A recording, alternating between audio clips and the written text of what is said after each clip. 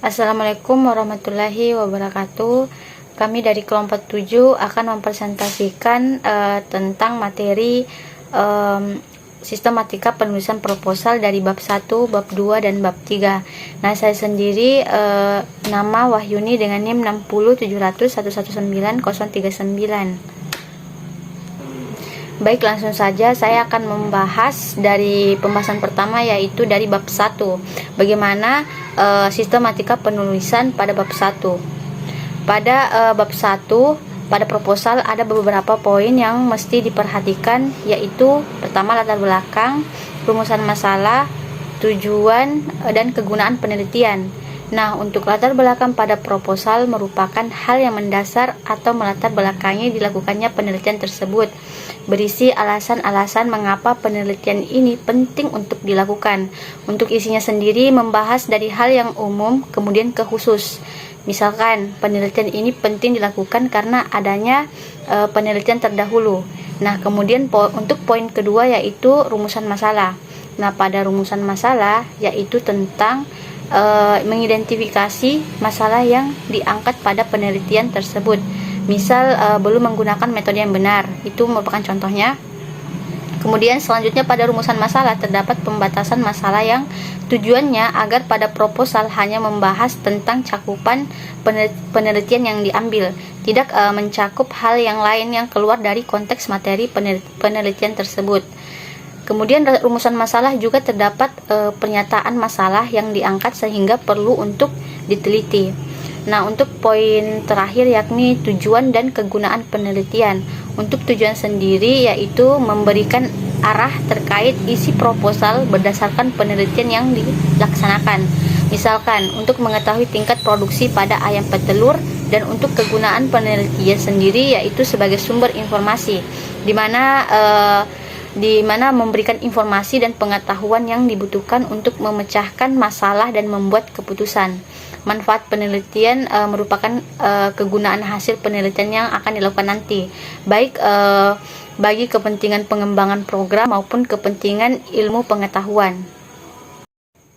Baik, itu sekiranya yang bisa saya sampaikan untuk materi tentang bab 2, bagaimana sistematika penulisan bab 2 dan bab 3, kemudian akan disampaikan oleh teman-teman saya. Di sini saya akan melanjutkan terkait dengan penjelasan dari teman saya, yaitu bab 2, tinjauan pustaka atau komponen dari tinjauan pustaka. Yang pertama-tama itu harus adanya kajian integrasi berisi ayat, hadis, fatwa ulama beserta tafsirnya yang akan mendukung suatu judul atau masalah yang akan diteliti.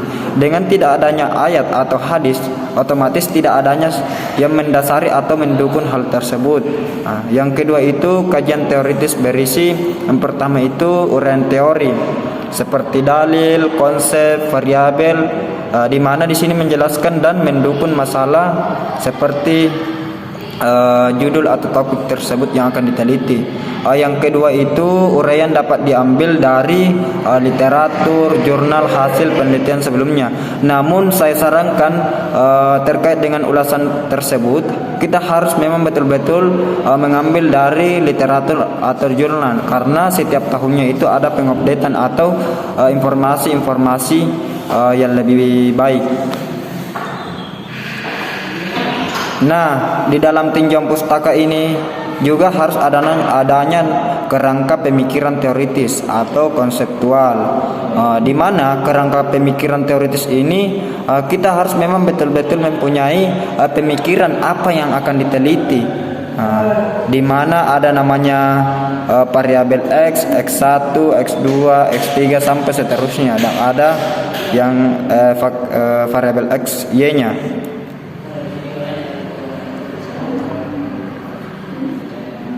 Nah, terkait dengan hal ini kita harus memang betul-betul mengetahui masalah-masalah atau penelitian-penelitian sebelumnya agar kita dapat mudah untuk mengambil pandangan dari apa yang akan kita jalankan.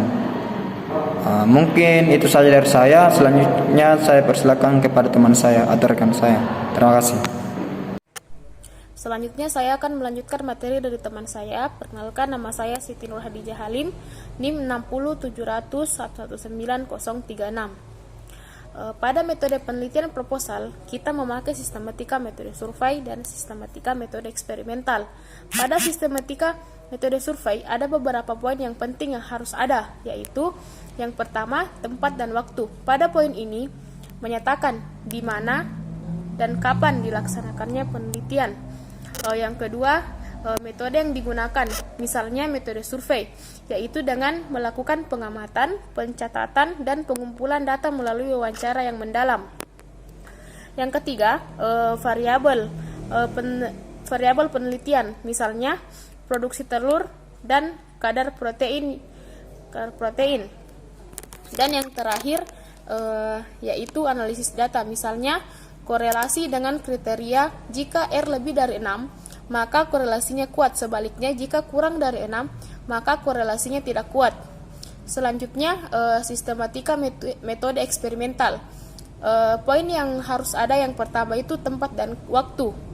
Yang kedua, desain eksperimen yang digunakan atau rancangan acak lengkap atau disingkat dengan RAL, yang terdiri dari 4 perlakuan dan 5 ulangan.